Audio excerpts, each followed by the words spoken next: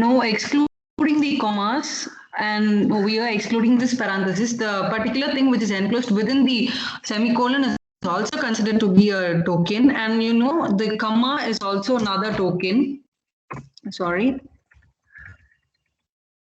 The comma is considered to be another token, and which is a variable, is a token. And when you see again another comma is there, that is also considered to be a token. The ampersand symbol and the another variable I, and you have another close parenthesis and a semicolon. So when you count, no, you will get around 10 tokens present in this statement.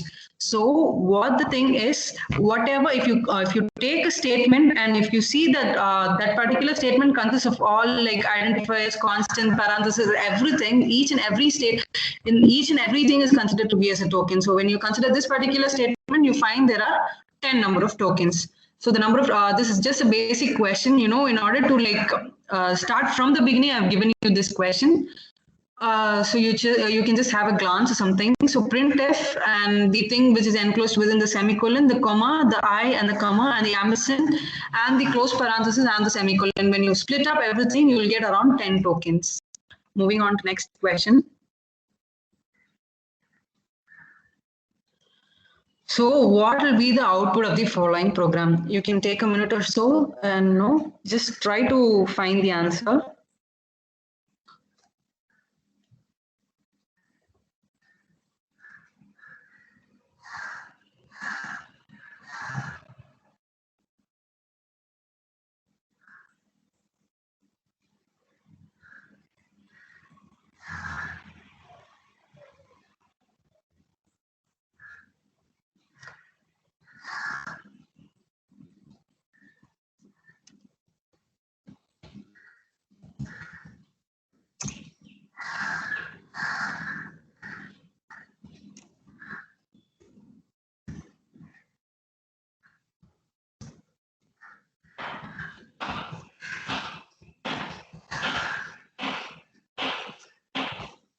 So when you look into this program, so what do you see? Basically, it is a switch case program.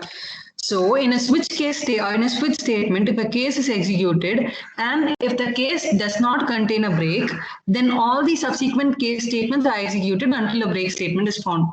So this is the basic of a case statement. If you see over here in this program, you see case here as a executing statement which says that printf choice A, which does not include any break statement. And looking into another case, case B as an execution statement which says printf choice B, and that even doesn't contain any break statement. And following cases, case C and case D does not have any execution statement and does not even contain any break statement. If you see in a switch case, if you don't contain each and every case, if you don't contain a break statement, then the subsequent cases will be executed as default cases. So when you execute this, what will happen is that first switch of in case, so you will enter into the switch statement. The case A says print choice A. It is going to print choice A. If there be a break statement over here, then automatically the function would have been terminated and it would have come out. But since there is no break statement over here, then automatically case B gets executed. And since there is no break statement in case B also, then the case C will get executed. Automatically the case D and automatically the case E is also going to get executed. So the answer over here, it will be is like choice A is going to get printed, and then choice B is also going to get printed, and then the last case E, which is no choice. So the basic concept over here is in a switch statement, if a case does not have any break statement, then the alternative subsequent cases will get executed. That's the basic concept over here. Let's move on to the next question. So this is another programming question. So you can take a minute to find the answer.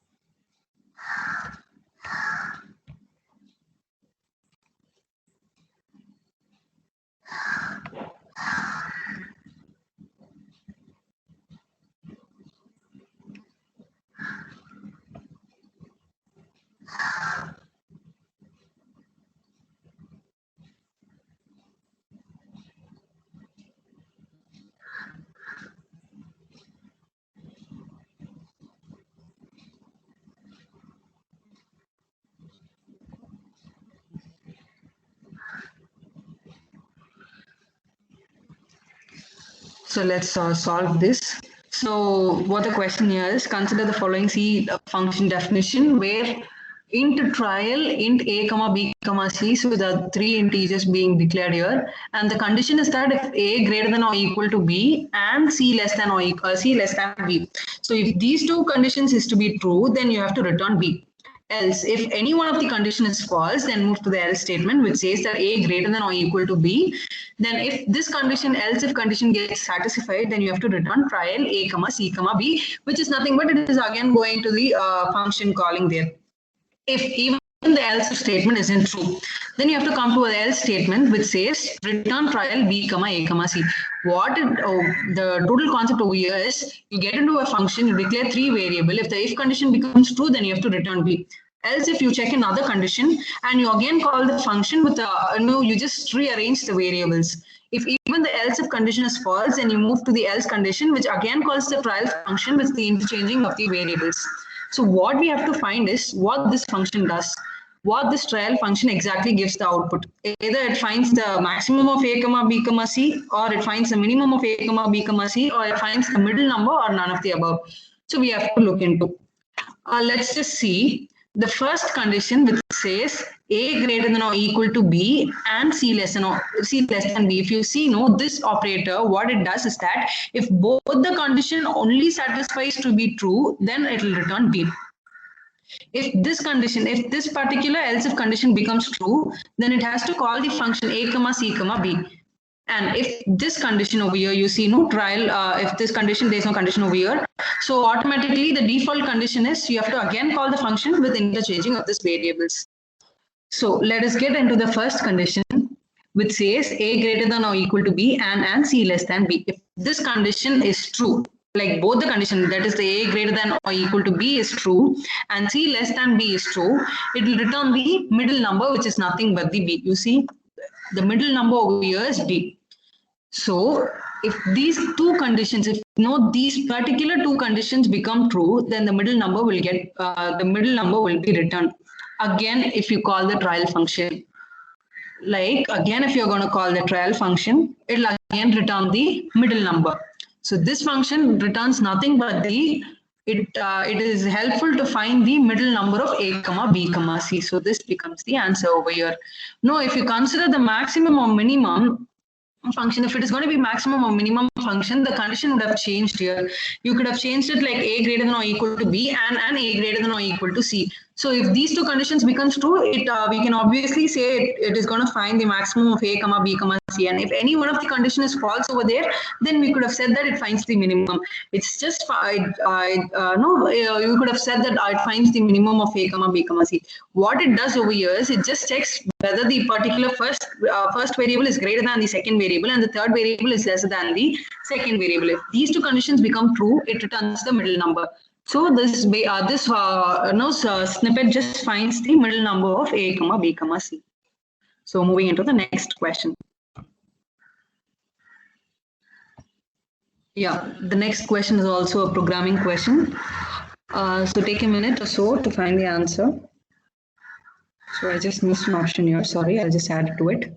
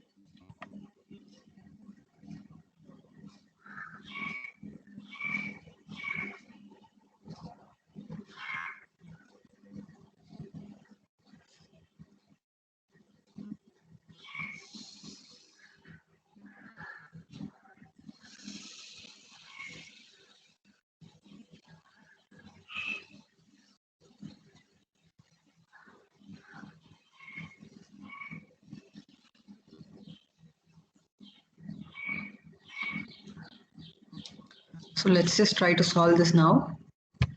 So what is the question is that the value of j at the end of the execution of the following C program. So they've given us a snippet and they've asked us to find the value of j at the end of the program. What will be the value of j now?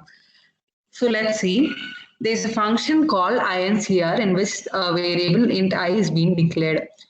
They have declared another variable count, which is nothing but a static variable, and it has been initialized to 0. So whenever the loop gets executed, you have to increment the value of count. That is nothing but count is equal to count plus I. And then you have to return count. So this is nothing but the function. Now moving on to the main function. What does the main function say? Main function has declared two variables which consist of I and j. So there you have a for loop, which is, it is used for like incrementing. So for loop, inside the for loop, it is given as I is equal to 0, I less than or equal to 4, I plus plus, and j is equal to incr. So what this j is equal to incr of I is that when it comes to this statement, like initially they've given, let's start from the main function. Initially they've given I is equal to 0, and you see for the first iteration, so 0 is less than or equal to 4, and what will happen? 0 is less than or equal to 4. Condition is true. So what will do? J is equal to incr of I. This is going to call this function over here, and the program execution automatically jumps over here. So what over here, they declared a variable called count, which is nothing but a static variable. You see static int count. So count is a variable which is being declared as a static. So what this over here, what will happen? Count variable is declared as static in incr function. So therefore, static int count is equal to 0 will assign 0 to the count variable in the first call only. So now this is the first call, right? When you only this is the first time the loop is going to get executed. Only during the first call, the value of count will be 0. And when the incr function is called again and again, it will be called 4 times, because the condition over here is I is less than or equal to 4. So it is going to call 4 times. Only during the first call, the count will be 0. So another time, okay, the other time the function is being called. So this will be the first iteration. So during the first or the second or third or fourth time, when the function is being called, the count variable will hold its previous value and will not be reinitialized to 0 again. Like, let's take an example. For the first thing, it is 0. So it goes on to the next iteration where it will be I is equal to 1 and 1 less than or equal to 4. Again the function is going to call over here. Now what will this hold is that count is equal to count. It will hold the previous value. So first let's just execute it. You see, for the first thing it is 0. So first time it will be 0 over there. Now count is equal to 0 plus I. 0 plus I is nothing but 0 plus 0, which is 0. So first time the output will be 0. First time the output is going to be like 1 minute. First time the count value is going to be 0. And then return count. Okay, fine. Coming to the main function. Now the value of I will get incremented since it's I plus plus. So now I will become 1. So 1 less than or equal to 4. Condition is true. So what will go? It will go to the function over here. Now I value is 1. So this count value will take only this value and not the initialized value. Okay, maybe now 0 and 0 are same. Just look into the other iteration. Now count value is 0 and I value is 1. So what will happen over here? 0 plus 1, which is going to be 1. Now return count. Now if you return count, what will be the value of count now? Now count value will be 1. Since this count is equal to count plus I, count value is going to be 1. So we have returned count. Coming into the statement again. So I will get incremented. Now I will become 2. So 2 less than or equal to 4. Condition is satisfied. Or it will go over here to this function. Now static in. Now it is going to the second iteration where the count value in the first iteration is 1. So what will happen over here is immediately the count value will take the value 1 and it will not be reinitialized to 0 again. Only for the first call it will be initialized to 0, and for the next time, like for the first iteration or the second iteration or the third iteration, it will be it will take the previous value and it will not be reinitialized to 0 again. So if this continues, now it is 1. Now what will be there? Count is equal to count plus 1. Count value is 1 and I value is 2, which will now print nothing but 3. So it will go on like this until the condition gets falls over here. So if you work out, the answer will be 10. Most probably 10, right? Yeah, the answer is going to be 10.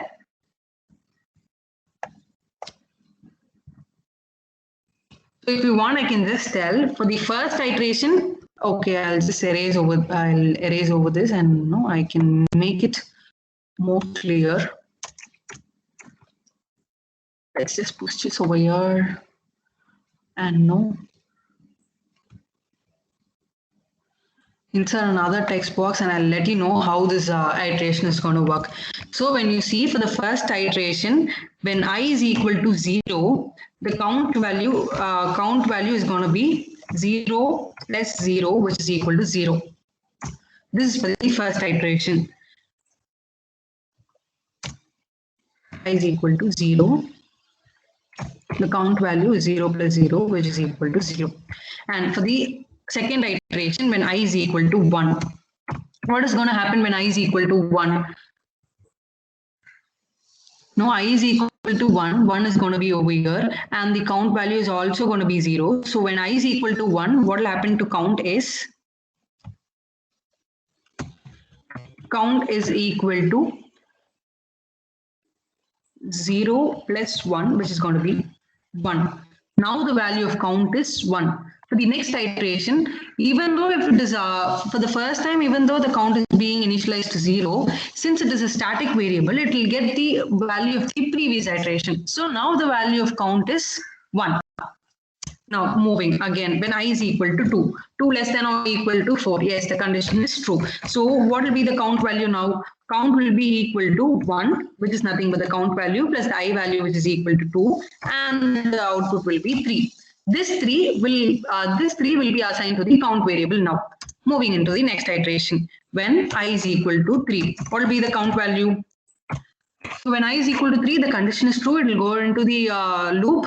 And when I is equal to 3, what will happen? Count will be the previous value, which is nothing but 3, and the I value, which is nothing but 3, which is equal to 6. Now, when I is equal to 4, when I is equal to 4, the condition is true. Again, getting into the loop, the value of count is what? Now the value of count. Already count is equal to count plus I, right? So what is the value of count in the previous iteration? It is 6. And then the value of I, which is nothing but 4, and which is equal to 10. So now again, if you want, I can do another thing also. So considering I is equal to 5, which is nothing but this condition becomes false over here. I is 5, 5 less than or equal to 4, the condition falls, hence the function terminates, and hence we get our output, which is nothing but 10. So I hope everyone is clear. Moving on to the next question. Now try to solve, take a minute or so, try to solve, and we'll just have a discussion over it.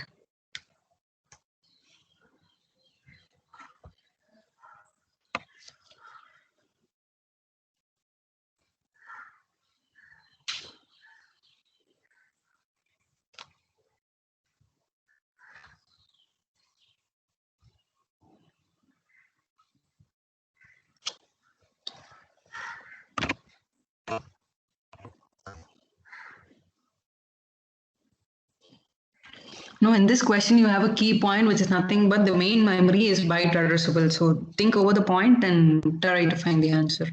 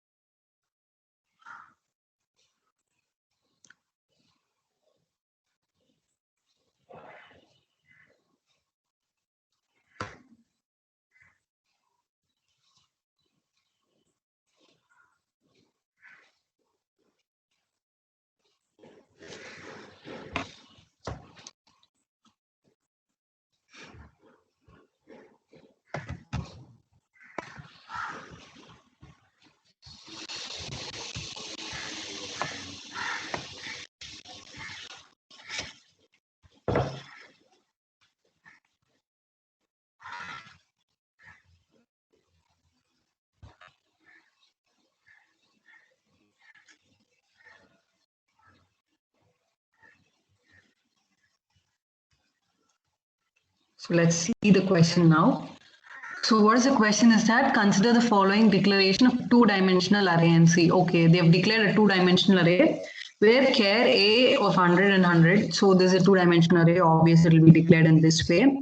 And assuming that the main memory is byte addressable and that the array is stored starting from the memory address 0, the address of 40 and 50 is. So they've given that the main memory is byte addressable and the memory starts from 0 and they've asked the address of 40 and 50. Since no, it is a two-dimensional array, they've declared this. So the declaration part is this, and they've given that the memory is what byte addressable. They've also said that the memory address starts they've also said that the memory address is going to start from 0 and they've asked the address of this particular thing. So let's solve it. It's a bit not very easy and also kind of easy even. So what they've asked address of A, which is nothing but 40 and 50. So this address. So they have given, so basic thing to calculate is we have to start with this starting address. So we'll say the starting address. So I'll just add the starting address plus the main thing. The first one over here is 40. So starting address plus 40 into 100. Because since they have declared it over here 100, so you give the maximum size, which is 100, and then into the memory size. What is the memory size? Okay, we'll just come to that later. The memory size of the main memory plus 50. So the second thing over here is 50. So plus 50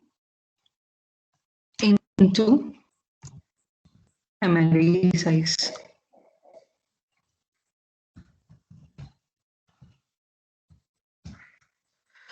So this is the basic thing that we have to use for calculating the address, which is nothing but you have to find the starting address, which they have given it as 0 plus 40 into 100 and the memory size of the byte addressable memory plus 50 into memory size.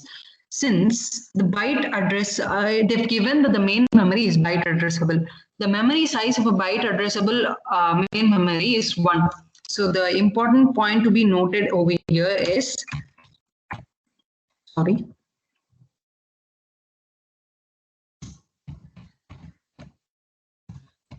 memory size is equal to 1 since it is byte addressable.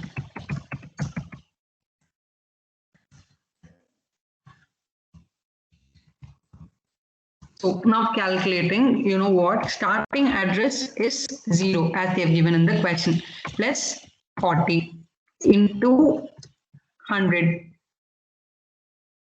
Right, yeah, into 100 into the memory size, which is nothing but 1, plus 50 into memory size, which is nothing but 1.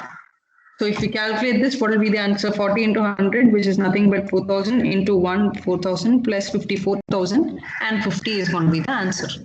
4050. So 4050 is going to be the answer. The main thing to be noted over here is they've said the main memory is byte addressable. They've also given that the starting memory, that is the array, it is memory address is going to start from 0 and they've asked the address of 40 and 50. They've already given the array size is 100 and 100. So how do we calculate is that using this formula. This formula over here you see, right? So address of 40 and 50 is given by starting address plus 40 into 100, which is nothing but the size of an array, and the memory size plus 50 into memory size. So when you see starting address is 0 as they have given in the question, plus 40 into 100 is the maximum array size into memory size. Main memory size is byte addressable. Since it is byte addressable, the memory size is going to be 1. So into 1 plus the other side, that is 50 into memory size, which is equal to 1, and hence if you calculate you will get 4050 as the answer. Moving to the next question. So try to find the answer as early as possible.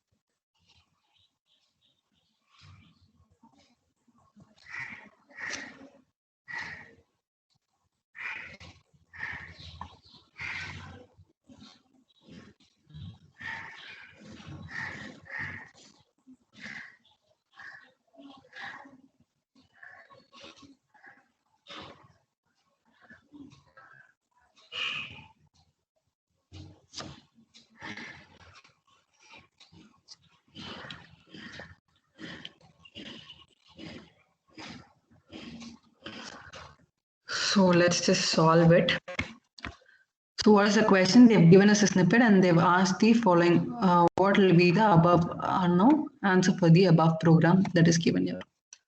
Okay, noting carefully through the snippet, you see the function. Going through each statement in the code, you will find that the function for prints all the digits of a number stored in the variable a. So if you see to the statement and if you have Outlook, you see that the function for is going to print all the digits that is stored in a. So know what? We'll just get into the snippet step by step. You see this statement over here, right? K is equal to n modulus 10. So what is this modulo operator going to do? Modulo operator will return the remainder. For example, wait, I'll just show you. If it is going to be 2048 modulus 10, then it is going to return, the modulus operator will return only the remainder. Then the remainder will be 8, which is nothing but it is going to get stored in the variable k. So if j is declared as an integer data type in for function, you see the variable j is being declared in the for function and it is also initialized to 0. Therefore, after division, if the result contains decimal part, it will be truncated and only the integer part will be stored in j. You see, it is now this j variable is declared as int. So after the division, after the thing that is going to take place in the k, if it is going to be 8, if it is going to be a whole integer, then it will be stored in j. If it is going to be a decimal integer, if you say no, if it contains some 8.098 or something, only the value 8 will be stored in j and not the values after the decimal point. It is going to store only the integer value. The sum variable declared in the main function will not be used by the for function. You see, only this sum variable declared over here is not going to be used by the for function over here. So if you run through the code with all these statements, now if you carefully see that the two main points to be noted here is that the k value is going to use to find the remainder and the j value stores only the integer value and not any decimal value. And if we see through the code, you are going to get the answer, which is nothing but option D over here. We'll see how. So int a is equal to 2048, which is being initialized over here, and sum is equal to 0, and you call a function over here. So it is going to straightly move over here. Int k is equal to 0 and j is equal to 0. What they've given is int n equal to 0, return what k is equal to n modulus 10, and then what you have to do is that j is equal to n by 10. So what it is going to do here is 2048 is the value, right? So 2048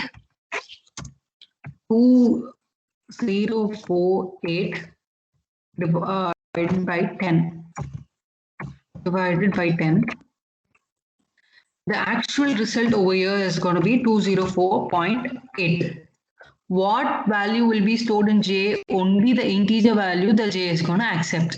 So the j is going to contain 204 and not the value after the decimal point, which is 8. So j is going to contain 204. 2, 0 and 4.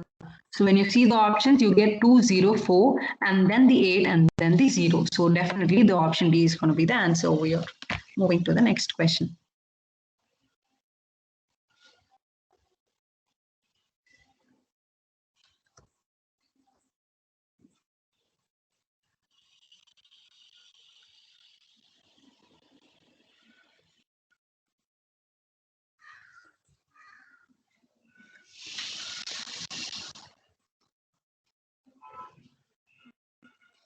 So this is a very easy question. Looking into the function itself, you can tell.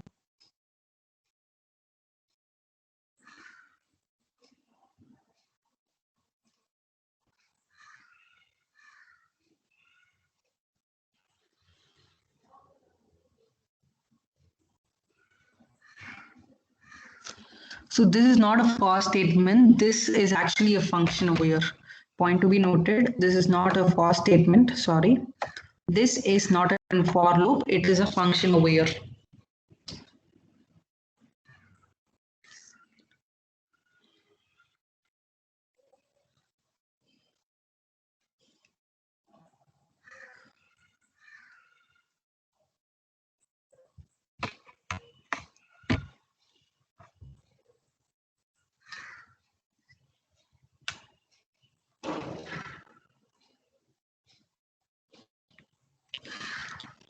So let's just see what the output is going to be. See, they've given three statements. So it contains only three statements in this program, this snippet. So first the main function, and they have declared two variables, two integer variables, I and n. They've given fro. Fro is a function over here and it is not a for loop. Fro I is equal to 0, I less than n, I plus plus. So basically, whenever a function is being declared, it should have a prototype in main function, which is being missing here. So when you see, this is just a concept oriented question. I will make you clear now.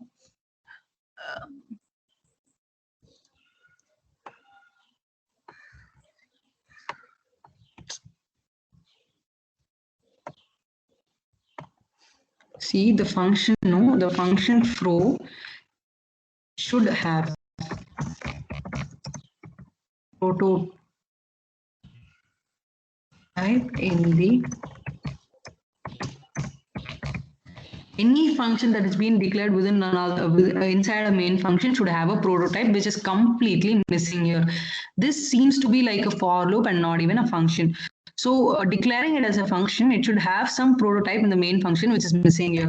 So automatically what it is a syntactic error. The compiler will return this as a syntactic error. When you run through the snippet in a compiler, the output of the compiler will tell that it has a syntactic error where the fro function does not have any prototype in the main function. Moving to the next question.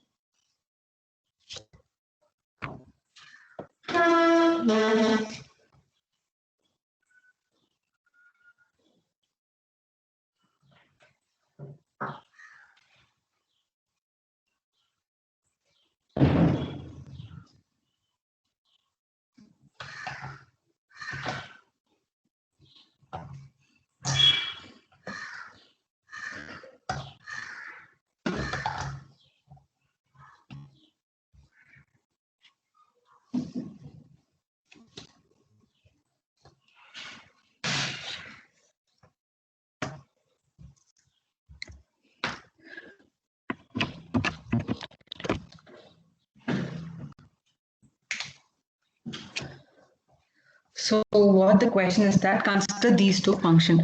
Here you have a function and here also we have another function. So they have given two scenarios. What the scenario one says is that the transformation from work 1 to work 2 is valid. Both the work is valid. That is, for any program state, any and input arguments, work 2 will compute the same output and have the same effect on the work. What they have told in the scenario 1 is that work 1 and the work 2 is going to perform the same function and is going to give the same output. That is the scenario 1. And what does the scenario tell? Scenario 2 tell is that all the transformation applied to work 1 to get work 2 also will improve the performance of work 2 compared to work 1. So the scenario 2 tells that work 2 executes more faster than the work 1 executes more faster than the work 2. Let's just see how it is going to work.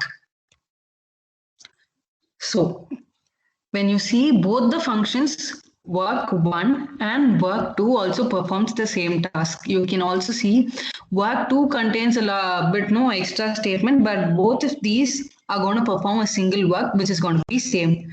So which automatically makes the scenario 1 to be true. What does the scenario 1 say? Work 1 and work 2 is going to have the same function. No, let's just not make complicated and let us write work 1 and the work 2 are the same. This is just the simple form of the scenario which has been explained in three statements. So you see that work 1 and the work 2 are going to perform the same function and are going to give the same output. So which nothing but it makes the scenario 1 to be true. So you just have two options over here which says that scenario 1 is true. Let's just check with scenario 2. Scenario 2. In scenario 2, it is asking about the improvement in performance. Improvement in performance is nothing but reduction in CPU time. So when you say that the improvement or the performance is better, whenever the program is going to occupy less memory space and whenever the program is going to execute the snippet in a very faster time, then you will say that the performance is getting improved. So in scenario 2, what they are asking is about the improvement in performance, which is not, which indirectly specifies to the reduction in CPU time and the usage of memory, which is going to be less. So when compared to work 2, the CPU time in work 2 will be reduced when compared to work 1. You see, in work 1, A of I plus 2 is computed twice. A of I plus 2. Over here, you see A of I plus 2 and another statement over here which also contain A of I plus 2. So in work 1, A of I plus 2 statement it is repeated twice, and whereas in work 2, it is just repeated only once. Right? Yeah, is computed once and stored in T2. Over here, A of I plus 2 is repeated twice, and hence the CPU memory will be more. Since now you have to store the value again and again in the same time, the CPU memory is going to be more over here.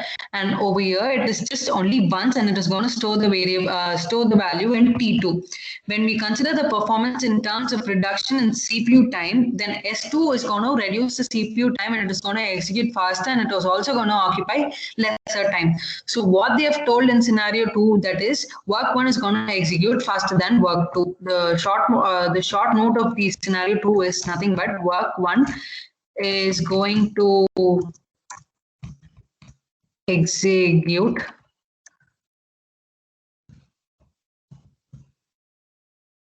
faster than work 2.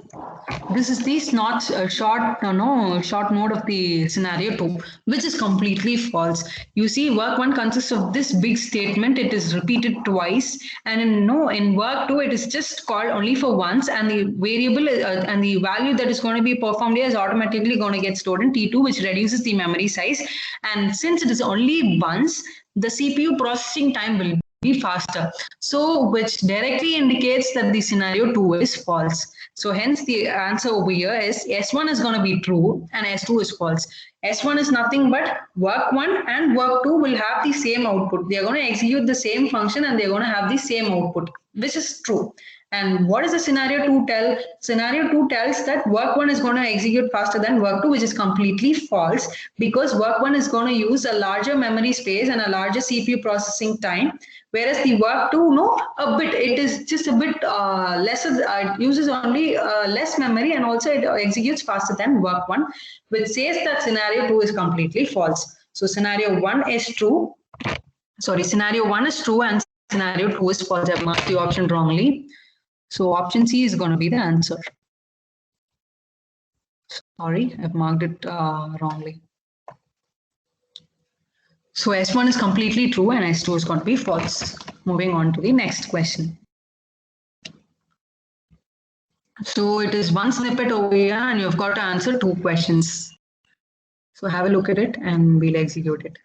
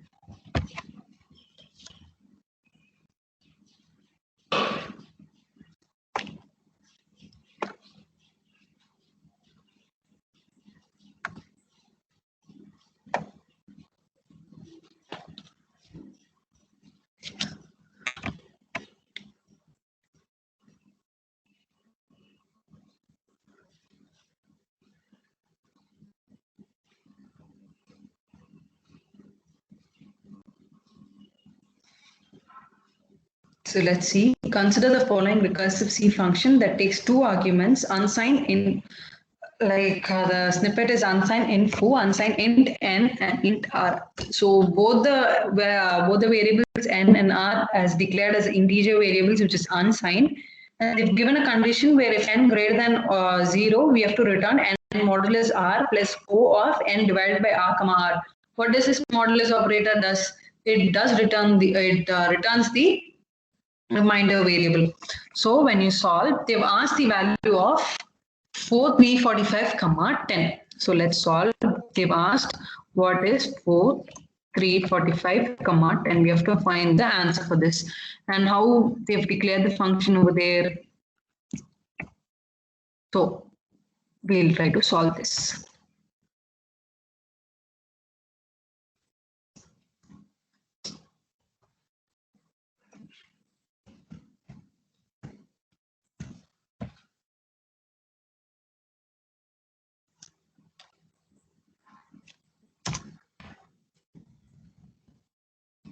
Now, which is nothing but 5 plus the function, which is nothing but FOO, and out of the 345, 5 is going to come out. So what will be there? 34 and 10. Again, the function is going to get called. So getting into the loop again, what will be there now? 5 plus 4 plus comma 10. Am I right? Yes. Close, close, and then close. So this is a function, right? And then executing it for another loop. What will be there? 5 plus 4 plus 3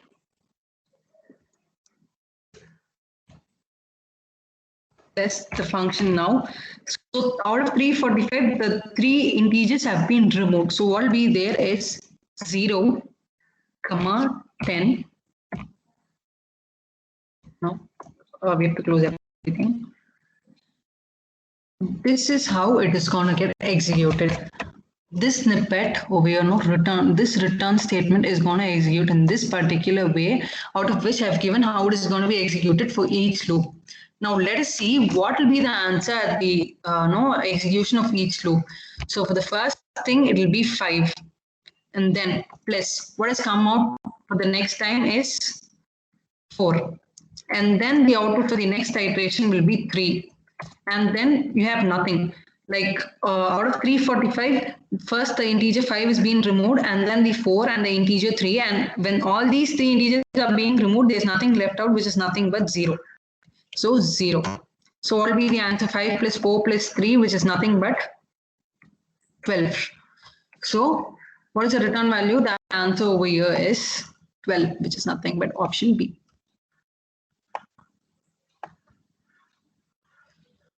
So the next question, 10th question, what is the return value of the function for? And it is called as 4513. It is just similar to the previous question. So try to solve it. It is very easy. Like make these steps instead of getting into the loop and finding all these things. Make it very easy. Remove the last integer, remove the middle integer, and remove the first integer, and add them together, and you find the answer. It is going to be very, very easy.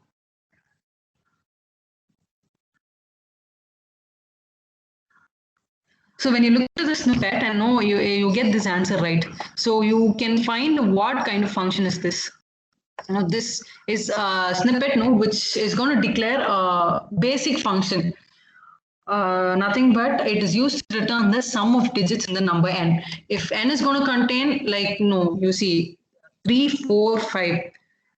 3, 4, 5 is going to be the value of n, which is going to be assigned here. What it does, it is going to return the number of digits, sum of the number of digits that is present in n. So 3 plus 4 plus 5 is nothing but 12. The other thing is that when you remove all the numbers, it is going to be 0, which is nothing but which is not going to make any difference. So this snippet is used to find the sum of number of digits which is going to be assigned to n. So basically, without even going into the loop, you can find the answer for this, which is nothing but 3 plus 1 plus 5 plus 0. 3 plus 5 is 8, and yeah, plus 1 is 9. So the answer over here is going to be 9. Sorry. So this snippet is going to be useful to find the sum of numbers that is going to be assigned to n. So let's just end this session over here and continue to see a rest questions in the next session. Thank you.